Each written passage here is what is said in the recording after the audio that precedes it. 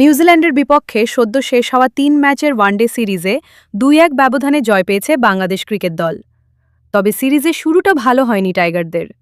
সিরিজের প্রথম ওয়ানডেতে ২৪৮ রানে টার্গেট তাড়ায় ২২১ রানে অল আউট হয়ে ২৬ রানে ম্যাচ হেরে ব্যাকফুটে চলে যায় বাংলাদেশ।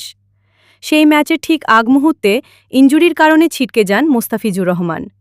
দ্বিতীয় ওয়ানডেতে মোস্তাফিজকে ছাড়াই নিউজিল্যান্ডকে ১৯৯ রানে গুড়িয়ে দিয়ে ৬ উইকেটের দাপুটে জয়ে সিরিজে ১-১ সমতায় ফেরে বাংলাদেশ। আজ বৃহস্পতিবার চট্টগ্রামে অঘোষিত ফাইনালে ফিরেই দলের ত্রাতার ভূমিকা পালন করেন মোস্তাফিজ।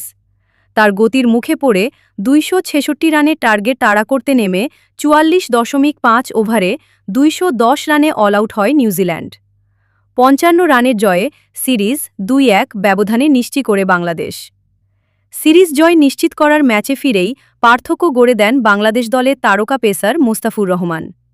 তিনি আজ ৯ ওভারে ৪৩ রান খরচ করে ৫ উইকেট শিকার করেন।